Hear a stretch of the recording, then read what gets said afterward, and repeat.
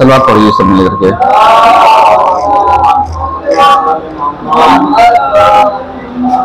औज़ु बिल्लाहि मिनश शैतानिर रजीम, बिस्मिल्लाहिर रहमानिर रहीम। अल्हम्दुलिल्लाहि रब्बिल आलमीन, अस्सलातु वस्सलामु अला अशरफिल अंबिया'i वल मुरसलीन, अम्मा बाद। आज कौन सा दर्स है? 11वां है ना शायद।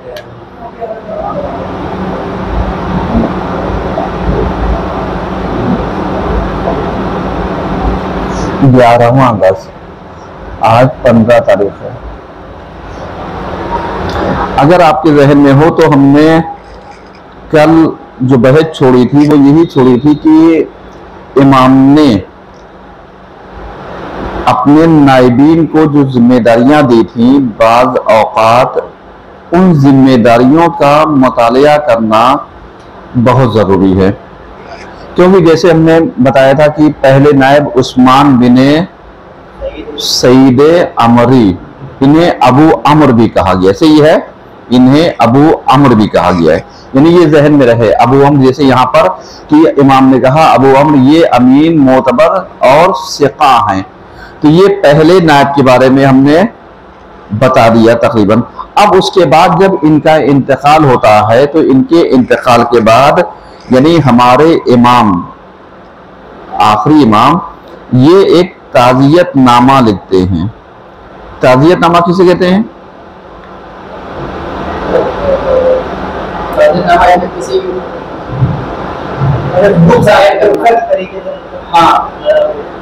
इमाम ने यानी खत के जरिए पुरसा दिया और पुरसा देने के बाद यही कहा कि अब तुम ऐ अबू जाफर अपने बाप की जगह पर बन जाओ, अपने बाप की जगह पर बन जाओ। ये बहुत अहम चीज है। यानी उस्मान बिन सईद, जिनको अबू अमर कहा गया, और इनके जो बेटे थे यानी जिनको बनाया गया दूसरे नायब मोहम्मद इब्ने उस्मान बिन सईद।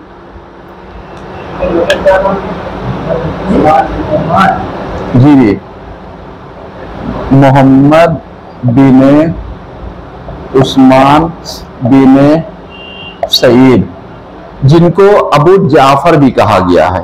क्या कहा गया है? अबू जाफर। अब ये जो दूसरे नायब थे ये पहले वाले नायब के बेटे थे।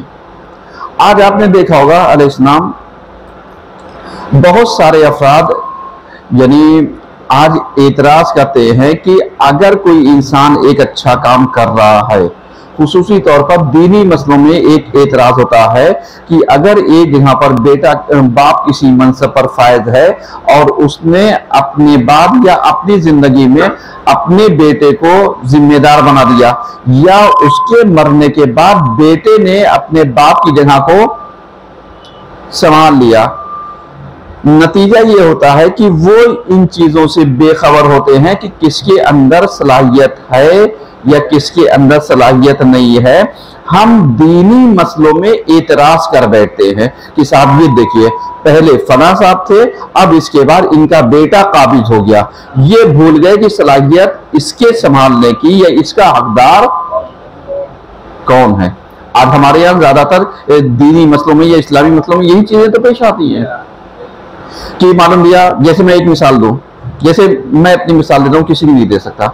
मौलाना नंदार अभी जब तक यहाँ पर जिम्मेदारी संभाले हैं, अब उसके बाद कोई मिशन, कोई ऐसा चीज कायम करके जाए कि उनकी नजर में, उनकी जिंदगी में या उनके बाद, मिसाल दे रहा हूं सिर्फ, उनके बाद उनके मिशन को चलाने के लिए कौन बेहतर हो सकता है? अगर सलाहियतदार बेटा होगा तो बेहतर है, और अगर नहीं है तो जो भी सलाहियतदार होगा वो उस मिशन को आगे बढ़ाएगा। लेकिन अगर इसी की जगह पर जैसे सलाहियतदार बेटा आ जाए हमारी जगह पर नायब बन करके, तो हम लोग क्या करते हैं?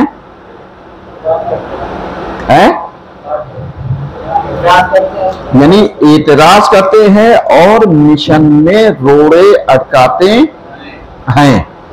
शायद यही वजह थी कि ये मैं एक जवाब दे रहा हूं नकजी उन अफरादों के लिए कि जो बहुत सारी चीजों में ये कह के मिशन को फेल कर देते हैं, अरे अब इसके बाद इनके बाद इनका बेटा आएगा, उनके बाद उनका बेटा आएगा, उनके बाद उनका बेटा आएगा, फिर हमें इनके साथ लगने में क्या फायदा है। यानी ये बहुत अहम चीज है। यानी जहां पर अगर हम कहीं पर किसी मिशन में, किसी नेक इदारे में, किसी नेक चीज में अगर हम वाबस्ता हैं, तो हमें वाबस्तगी किस चीज से रखनी चाहिए?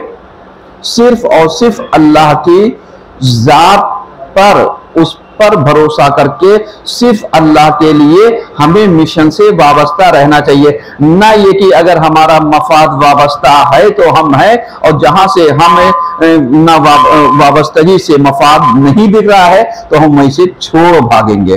तो अब इसका मतलब ये हो गया कि अगर हम छोड़ भागते हैं तो दुनियावी उसूल ये है कि आप बताइए हमारा क्या फायदा। दीनी उमूर में किसका क्या फायदा होता है? दीनी उमूर में अगर अल्लाह की तरफ से अजर, अल्लाह की तरफ से सवाब, अल्लाह की तरफ से इनाम का वादा ना होता तो कौन आता दीन की खिदमत करने के लिए? कोई भी नहीं आता। लेकिन जितने दीन में अजर है उतना ही दीन में खुराफात है, उतना ही दीन में खुराफात भी है और हम मुश्किलात भी है। एक चीज और भी देखिएगा, यही जैसे कि मुझे आज मेरे पास एक फोन आया, इत्तला मुझे मिली। देखिए जो चीज बयान कर रहा हूं आप इस चीज को समझिएगा कि इस वक्त का दौर मेरे अजीजों बहुत खराब दौर है। यानी शीयत के कितने अंदाज में टुकड़े होंगे हम और आप अंदाजा नहीं लगा सकते।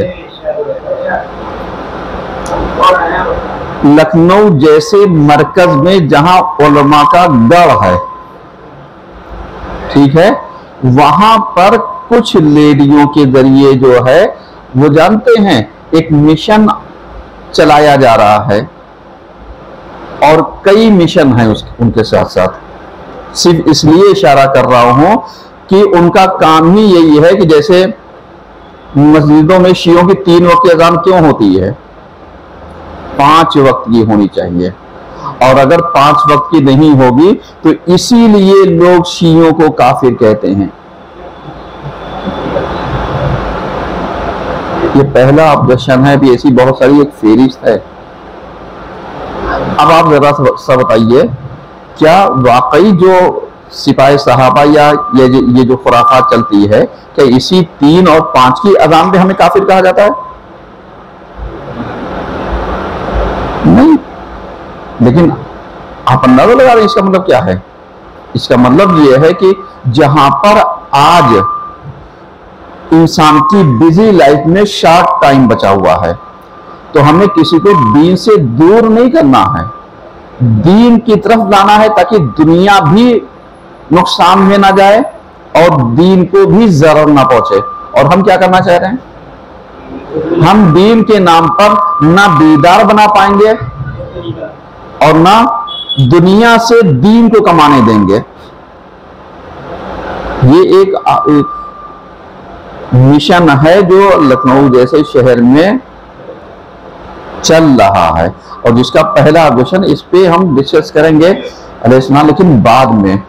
कभी आप इस चीज को समझिए कि इन मिशन चलाने वालों से ये पूछिए कि कुरान में 5 जगह पर कहां लिखा है कि आप 5 वक्त में अजान दीजिए? कहीं लिखा है? कुरान ने टाइम बताया है, सूरत शोरा वगैरह है, सूरह काफ वगैरह है, आखिर और भी चीजें हैं। लेकिन कहने का मतलब यह है कि दीन के जरिए दीन के टुकड़े किए जा रहे हैं, दीन के जरिए दीन के टुकड़े। अब जो चीज मैं कह रहा था कि जो मुश्किलात हमें दीन में आती, ये तो हमने बीच में एक बात कही ताकि आप इस चीज को होशियार हो जाइए कि अगर औरतों के जरिए कहीं पर कोई मिशन चलाया जा रहा है या किसी चीज को किया जा रहा है, तो उससे बहुत ज्यादा आज होशियार रहने की जरूरत है, क्योंकि बातिल कभी भी बातिल का चेहरा लेकर के नहीं आता, हक का चेहरा लेकर के आता है। और हक के चेहरे से वो 10 बातें जहां सही बताएगा, वहीं एक बात ऐसी आपको बता करके आपके 10 बातों के ऊपर पानी फेर देगा। आप कंफ्यूज हो जाएंगे। जैसे भी कल आपको याद होगा हमने कहा था कि जब नौजवानों के पास अगर किसी चीज के सवाल का जवाब नहीं होता है तो वो उलमा से सवाल नहीं करते, अपने दोस्तों से, इन दोस्तों से, उन दोस्तों से, उन सर्कलों में या अपने दोस्तों के ग्रुप में। और उसके बाद अगर किसी ने कोई ऑडियो वीडियो सेंड कर दी तो बस पक्की दलील हो गई, अब हमें इसके आगे नहीं जाना है। और यही से हम मिसगाइड होते हैं और यही से शियत के मुखालिफिन को तकवीयत मिलती है, वो स्ट्रांग हो रहे हैं, मजबूत हो रहे हैं। यानी वो जान रहे हैं कि नौजवानों को हमें बहकाना कैसे है, वो जानते हैं हमें नौजवानों को उसको गाफिल कैसे करना है। क्यों? इसलिए कि दीन के नाम पर, बेटा इधर आ जाओ सामने आओ, शाबाश। दीन के नाम पर यानी हमें आजादी नहीं चाहिए, आजादी दीन की चाहिए कि मतलब दीन के जरिए हम दीनदार बने, इसमें आजादी होनी चाहिए। ना ये कि जो मेरी मर्जी हो दीन में वो मुझे करना है, हम किसी के मोहताज ना हो।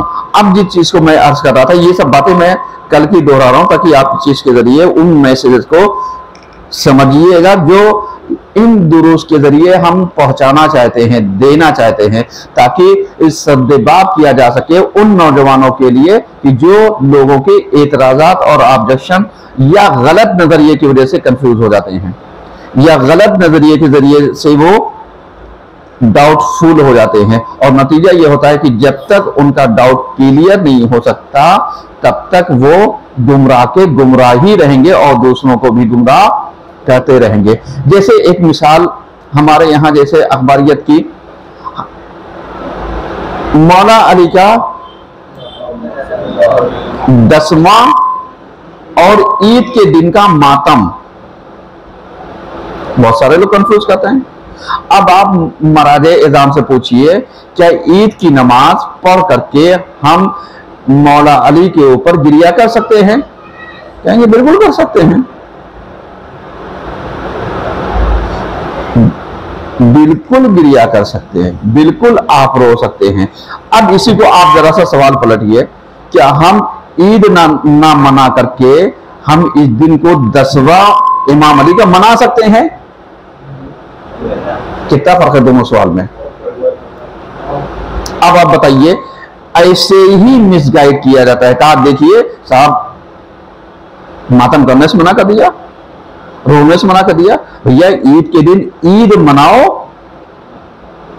और जाओ, 10वें के नाम पर नहीं, हमें हुसैन पे, हमें अली पे मातम कर लो। ना ये कि ईद की जगह पर ला करके 10वें को रख दो। ये क्या है? ये गुमराही का एक बाब है। जैसे आपने देखा होगा पाकिस्तान के एक जाकिर थे जिन्होंने अपनी मजलिस में कहा कि मेरे पास इराक से और ईरान की और इनका फतवा है और जो चाहता है कि क्या ईद के दिन मातम किया जा सकता है, नहीं किया जा सकता। कौन मराजे है जो मना करेगा नहीं किया जा सकता? लेकिन आप उनसे अगर ये पूछते कि हम ईद के दिन रोजे ईद ना मना करके क्या हम पहले इमाम का 10वां मना सकते हैं? दोनों में फर्क है। हाँ, बस इस्लाम ऐसे ही है कि जहां पर जरा सी चीज खाने पीने में, जैसे आप बताइए शराब किससे बनती है? महुए से, अंगूर से, गन्ने से, सेब से, सही है, फ्रूट वगैरह से, जौ का पानी इसको उबाल करके इसके पानी से शराब बनती है, सही है। अब कहें साहब सेब खा सकते हैं, शराब क्यों नहीं कर सकते? अंगूर खा सकते हैं, अंगूर का पानी क्यों नहीं पी सकते? अब पानी पीना कौन सा? जो आग पर पकाया गया हो। अब वैसे जूस निकालिए पी लीजिए, लेकिन वही अब आप ये साहब ये कौन सी बात होती है कि सेब खाना जायज हो उसका पानी हम नहीं पी सकते? समझ रहे हो ना कितना फर्क है? इस्लाम ऐसे ही है, जरा जरा सी चीजों के उस पर हलाल भी हो जाती है, जरा सी चीजों पर हराम भी हो जाती है। जरा सी चीजों में यानी सूद हो जाता है, जरा सी चीजों में मुनाफा हो जाता है। ये सब चीजें यानी हमें एकदम क्या होनी चाहिए? क्लियर होनी चाहिए। और हम कंफ्यूज यहीं से होते हैं। रोक दिए, तो अजान हो गई है।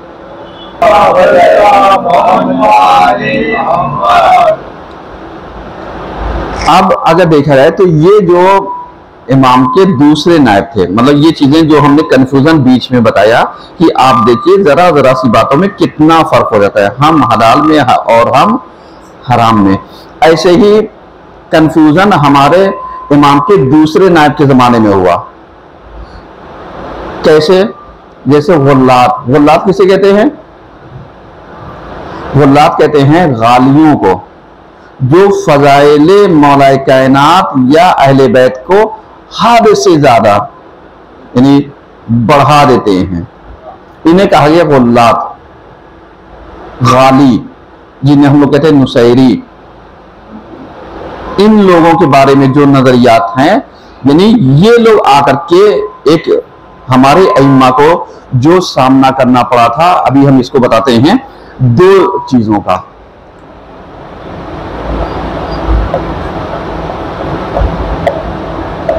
अइम्मा के सामने दो चीजें थी, एक इसराइलियात का सामना, दूसरे गुल्लात यानी जो गाली वगैरह थे, नुसैरी वगैरह थे, इन दोनों का। यानी एक तरफ लोग हदीसों को गढ़ गढ़ करके सही हदीसों में गलत हदीसों को मिक्स कर रहे थे और गलत हदीसों में सही हदीसों को फीड कर रहे थे, सही है। और उसके बाद जो दूसरा सामना था वो ये गालियों का था कि मतलब हद से ज्यादा। और तीसरी जो मुश्किलात थी वो यही थी कि जो उस वक्त की हुकूमतें पाई जाती थी ये दुश्मन अनासी थी, यानी जिनका मकसद ही यही था कि अहले बैत, इनके चाहने वालों को क्या किया जाए? शिकंजा किया जाए, इनको तकालीफें दी जाए, इनको मुश्किलात में डाला जाए, यानी इनको आजादी ना दी जाए। अब इसके बाद जब इमाम ने यानी इनको मोहम्मद इब्ने उस्मान बिन सईद यानी अबू जाफर को जब मंसूब किया है कि ये मेरी तरफ से ये रहेंगे, और ये तकरीबन जो इमाम के नायब हुए हैं 40 साल तक इन्होंने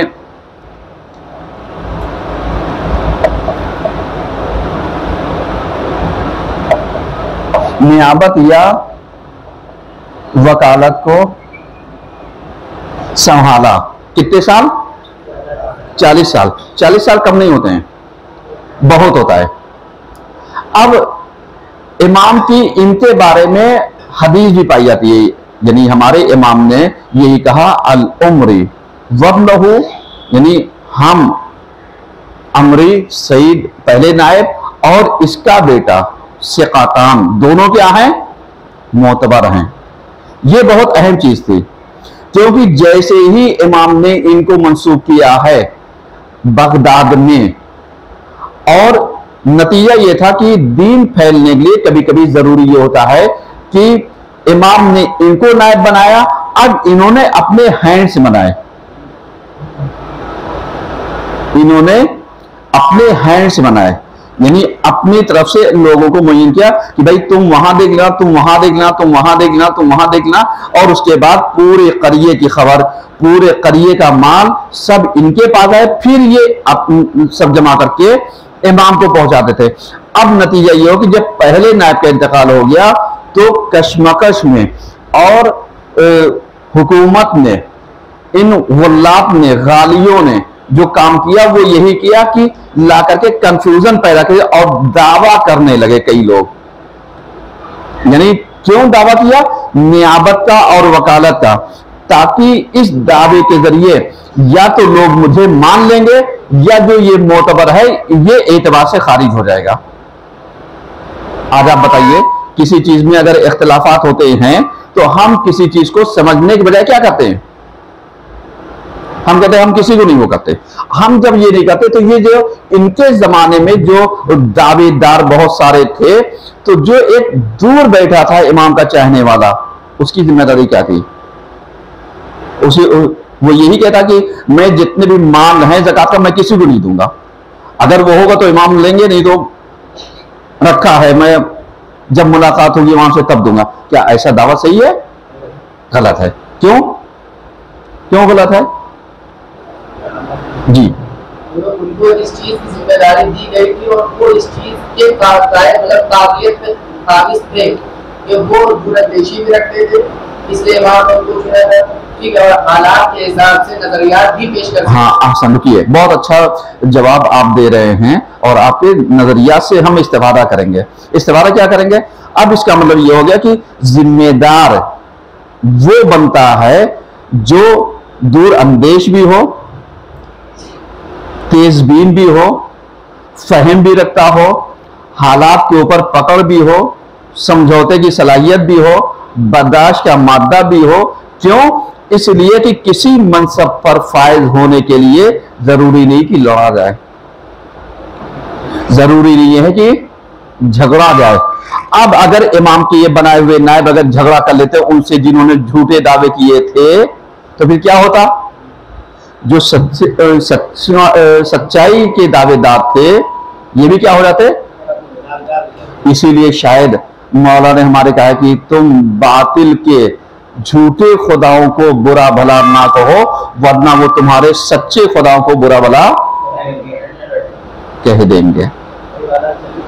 जी वही हालात है। अब इन्हीं हालात से हमें कौम को बचाना है, इन्हीं हालात से हमें कौम को क्या करना है? बचाना है। और ये बहुत अहम चीज है। जैसे भी हमने लखनऊ वाला, जैसे एक बात बताई, अब उसी में से यही दूसरी फिक्र जो थी वो यही थी कि साहब जो कुछ किया था वो यजीद ने किया था, यजीद के मानने वालों ने थोड़ी किया था, तो हमें इनके साथ राहो रस्म रखने में क्या हर्ज है? आप समझिए ये फिक्रें फैलाई जा रही हैं। यानी इसका मतलब असल चीज से कितनी आसानी से इनहराफ पैदा किया जा रहा है, जबकि जो चीज मुसलमात में से है क्या उससे इनहराफ हो सकता है? कभी नहीं हो सकता। हम जान तो दे सकते हैं लेकिन इनहराफ नहीं कर सकते। लेकिन दुश्मन बारीक बीनियों के जरिए धीरे धीरे किसको वो कर रहा है? जिन्हें हम औरतों कहते हैं ये बहुत ज्यादा मजहबी होती हैं, धार्मिक होती हैं, इन्हीं के जरिए वो वारिद हो रहा है। तो आज हमें इनके जरिए आने वाले हर पैगामात और मैसेज को बहुत डीपली और बारीक बीनी से मुताला करना चाहिए। अब उसके बाद आगे बढ़िए, यानी 40 साल तक इन्होंने जिम्मेदारी वो की निभाई। अब तीसरे नायब, क्योंकि हमें इनको तो पढ़ाना ही इनकी हयात तैयबा को, जो एतराजात हुए हैं मुज्तहिदीन के ऊपर, हमें इन्हीं की जिंदगी से उनके बहुत सारे सवालात को देना है, जवाब देना है जो सवालात पेश आ रहे हैं। तीसरे नायब कौन है? अबुल कासिम हुसैन बिन रोहे नौबख्ती। पहले, दूसरे, तीसरे अबुल कासिम हुसैन बिन रोहे नौबख्ती। ईमानदारी बताइए, जब हम शाबान में अरीजा डालते हैं किसको डालते हैं? हैं? क्यों? इमाम ने मतलब एक तरह से पोस्टमैन बनाया था। इनके बारे में जरा सा हम डिटेल में जाते हैं। डिटेल में क्या जाते हैं? ये जो थे अहले तक़िया में से थे। अहले तक़िया किसे कहते हैं? हाँ सवाल करो। अहले तक़िया किसे कहते हैं? चलिए आप में से कौन जानता है अहले तक़िया किसे कहते हैं? अपने आप को बताता है और तक़िया देखिए उसके मानने वाले सबसे पहले जी बचना जो तक़िया जिसके बाद होता है वो बचता भी बताता भी है, उसके तो मानने वाले को अहले तक़िया। अब जरा से यहां पर देखिए, तक़िया के माने हैं बचना और बचाना। हम बचेंगे ताकि दीन बचा रहे, लेकिन अगर दीन खतरे में हो तो फिर तक़िया हराम है। सही है। अब जैसे किसी मोमिन की जान का खतरा हो, मोमिन वो वाला नहीं जिसे हम कहते हैं कि मेरा याराना और दोस्ताना बहुत अच्छा है तो अब हमने इनके सारे ऐबों के ऊपर पर्दा डाल दिया, ये मोमिन की बात नहीं हो रही है। मोमिन वो कि जो अल्लाह की निगाह में, रसूल और अइम्मा की निगाह में मोमिन हो, और इस दर्जे की मोमिनियत अल्लाह ही जानता है। लेकिन जो हमारे यहाँ एक मोमिन का कॉन्सेप्ट है वो यही है कि जिसको हम गुनाह करते ना देखें, जिसको हम झूठ बोलते ना देखें, जिसको हम मक्कारी करते ना देखें, जिसको हम उन तमाम अयूब से जो जाहिर में मायूब हैं, अगर वो उससे बचता है तो वो मोमिन है। जी हाँ, सब इसी में आएगा। हम बहुत डीप में नहीं जा रहे, हम कम लफ्जों में ज्यादा बात कहना चाह रहे हैं, और बाकी अगर आप कहें तो हम इसको ही पढ़ा दें, लेकिन हम नहीं। लेकिन जरा सा आप इस चीज को समझिए कि ये जो थे अहले तक़िया थे,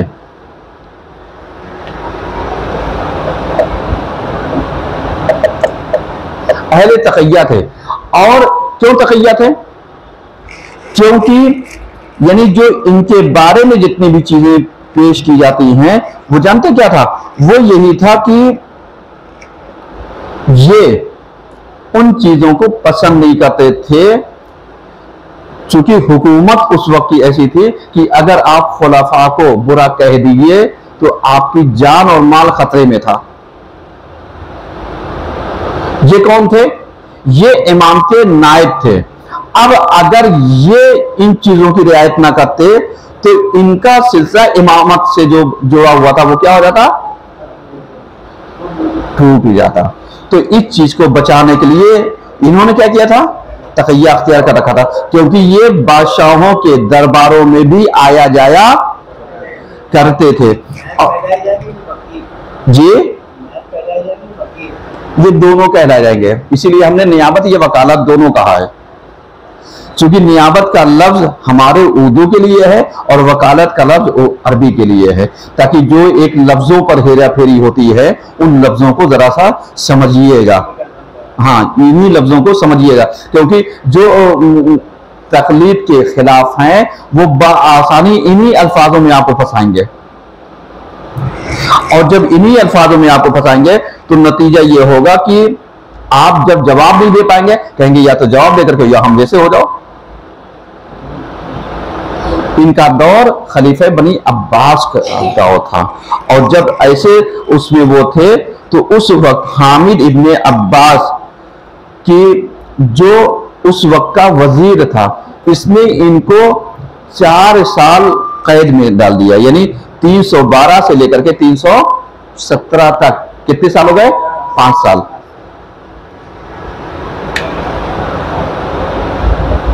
पांच साल जिंदान में, 312 से 17 हिजरी, सही है।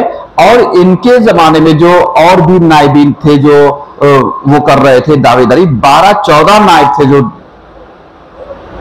दावेदार हो गए थे, क्योंकि ये अहले तक़िया में से थे, और इनकी तरफ से लोगों ने क्या किया था? दावा कर दिया था।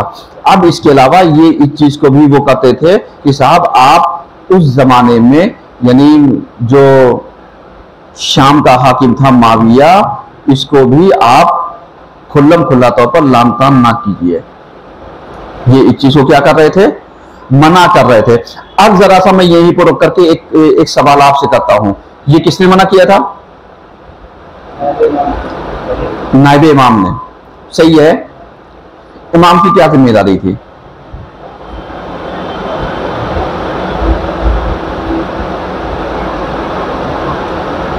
बोलो जरा सा सवाल। इमाम की क्या जिम्मेदारी थी? क्या इमाम को खबर नहीं थी? इमाम की जिम्मेदारी ये थी कि उस चीज को मतलब कहते हैं कि नहीं लानत करो, खुल्लम खुल्ला मसलन है, बिल्कुल कंडीशन में आसान, यानी तुम बोलो जरा सा तो तभी क्लियरिटी होगी। क्यों? अब जरा सा आप आज के जमाने के ले लिए, कितने जाकिर और खतीब, हम औरों की बात नहीं कर रहे हैं, मौलवी मौलाना, हमें कौन रोकेगा? हमें लान तान से कौन वो करेगा? और हम तो खुल्लम खुल्ला मौला के मौला ही हैं। अब आप बता दिए इनको क्या कहिएगा? ये मौलाई नहीं थे?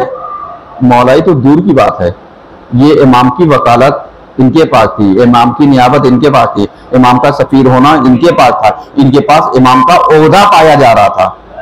और यही वजह थी कि जो इनके उसमें थे, मतलब अंडर में, किसके? हुसैन बिन रौ के, तीसरे नायब के। उन्होंने माविया के ऊपर लामतान किया तो इन्होंने उनको अज़ल का दिया।